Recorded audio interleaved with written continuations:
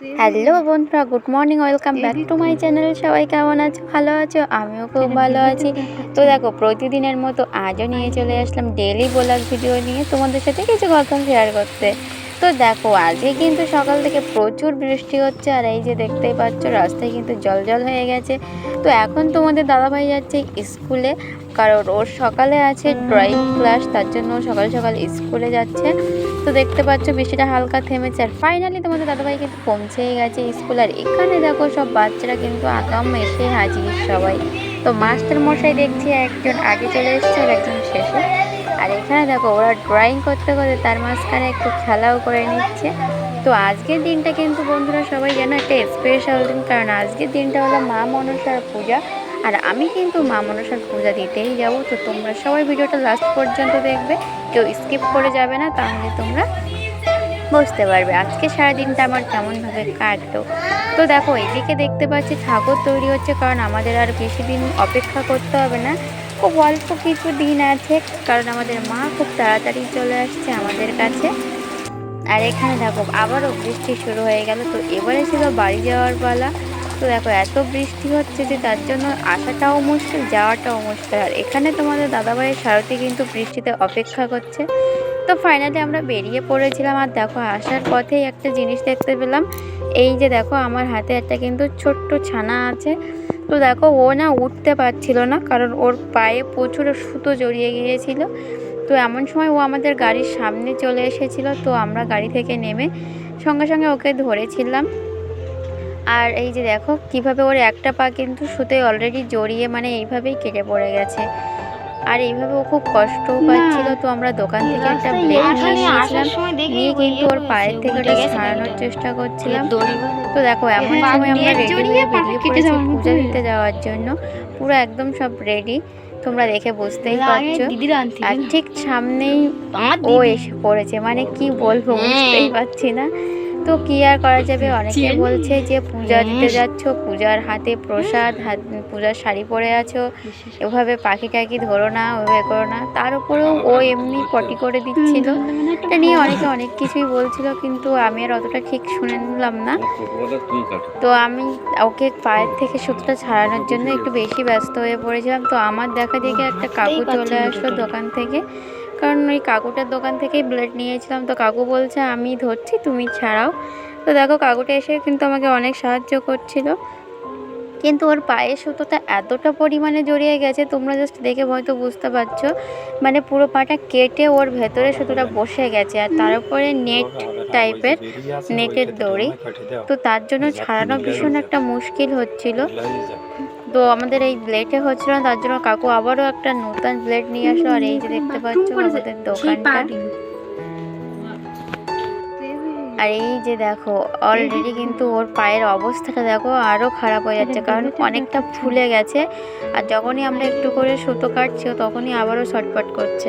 তো আমি কিন্তু ছাড়াতেই পারলাম না। তারপরে ওখানেই দোকানদার কাকু আর আরও একটা কাকু চলে আসলো, তারা কিন্তু এবারে নিয়েছে। দেখো এবারে তারা আস্তে আস্তে অল্প অল্প করে ধরে ধরে ছাড়াচ্ছে, কিন্তু ছাড়াতে গিয়েই না ওর পায়ের থেকে রক্ত বেরিয়ে গেছিলো, কিন্তু কিছু করার নেই। যাই হোক, ও তো এমনি উঠতে পারছিল না, ওখানটা আর কটা দিন গেলে এগুলো কেটেই পড়ে যেত, যদি না ও আমাদের সামনে পড়তো আর আমরা না নিতাম।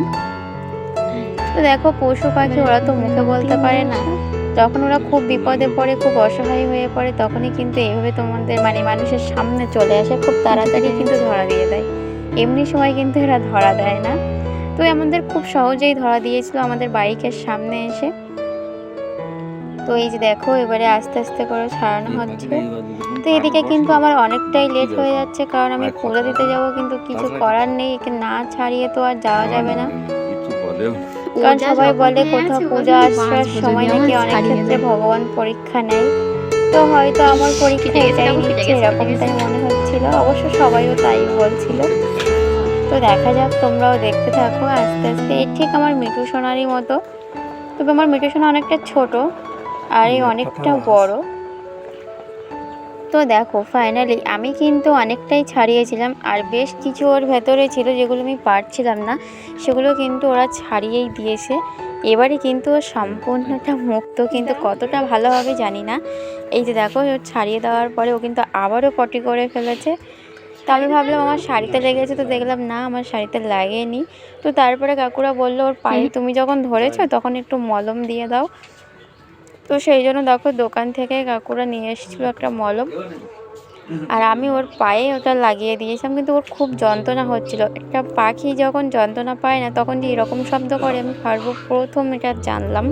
মানে ও এমনভাবে কোঁকাচ্ছে যেন মনে হচ্ছে মানুষ যন্ত্রণা পেলে যেমন ও চিৎকার করে, ও ঠিক ওরকমটা করছে না, ওর মতো করে ওর শুধু কুকিয়ে কুকিয়ে ডাকছে। আর দেখো এই যে মলম, তো এটা আমি দিয়ে দিয়েছিলাম, কারণ পশু পাখিদের মানে এ তো আলাদা হয়, কিন্তু এখন আমরা কোথায় পাবো। তো আমাদের যেমন কেটে গেলে বা কোনো কিছু হলে যেসব আমরা দিয়ে থাকি সচরাচর, তো সেরকমই দিয়েছিলাম। আমার কাকুর দোকানে এটাই ছিল, তার জন্য এটা দিয়ে দিয়েছিলাম। তো লাস্ট দেখো আমরা ওকে ছাড়ার পরে কি বিপদটা নাই আসলো। এই যে দেখো এমন সময় ছেড়েছি হঠাৎ করে একটা বিড়াল ছানা ওর গায়ের উপর লাফিয়ে পড়লো, কিন্তু সবাই তাড়াহুড়ো করে গিয়ে ধরে কিন্তু পাখিটাকে ধরে নিল। এই যে দেখো ওটা উঠতেই পারছে না, এটাই হলো মেন সমস্যা। তো ভাইটা ওকে বাড়ি নিয়ে গেল, বললো মানে ওকে ভালো করে সুস্থ করে তারপরে ছেড়ে দেবে বলে নিয়ে চলে গেল। তারপরে আমরা রেডি হয়ে বেরিয়ে পড়লাম, হাত টাত ধুয়ে দিয়ে পুজো দিতে। আর দেখো আমরা কিন্তু এখানে ফাইনালি চলে এসেছি, আর আমি প্লেটে প্রসাদ কিন্তু একদম সাজিয়ে নিয়েই বেরিয়ে পড়েছি। আর এখানে এসে দেখছি পুজো কিন্তু বসে গেছে সবাই। তো আমি প্রসাদ ওখানে ভেতরে দিয়ে দিয়েছি, আর এদিকে দেখো আমারও বৃষ্টি শুরু হয়ে গেছে। আমরা ফুল টুলগুলো সব সাজিয়ে নিলাম। আর এখানে আমার বোন দেখো চলে এসেছে বলতে ওদের ওখানেই কিন্তু পুজোটা হচ্ছে। আর দেখো বাইরে কত মানুষ, আর এই যে দেখো মা, তো দেখতেই পাচ্ছ ভেতরে কিন্তু খুব সুন্দর করে মাকে সাজানো হয়েছে, আর বেশ সামনে খুব সুন্দর করে প্রসাদও দিয়ে দেওয়া হয়েছে মাকে। আর দেখো এখানে কিন্তু মা মনসার পূজা উপলক্ষে প্রায় 10 দিন মেলা চলে।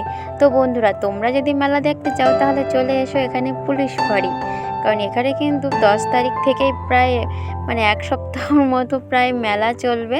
কারণ আজকে সবে পূজা হচ্ছে, তো প্রায় অনেক দিন ধরেই কিন্তু এখানে মেলা চলে, বেশ অনুষ্ঠানও থাকে অনেক রকমের। তো বন্ধুরা তোমাদের এই ভিডিওটা কেমন লাগছে অবশ্যই কিন্তু কমেন্টে জানিও। তো আমাদের কিন্তু পূজার অর্চনা করা শেষ এবং অঞ্জলিও দেওয়া শেষ। তো এবারে ছিল হোম, কারণ এবার হোম হয়ে গেলে তারপরেই কিন্তু আমাদের পূজা সমাপ্ত হয়ে যাবে।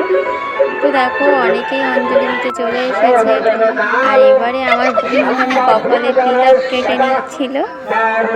এই যে তো ওই ঠাকুমাটা ওর বোনকে তিলক কেটে নিচ্ছিল, আর এখানে ব্রাহ্মণ মাত্র কিন্তু হোম শুরু করে দিয়েছে।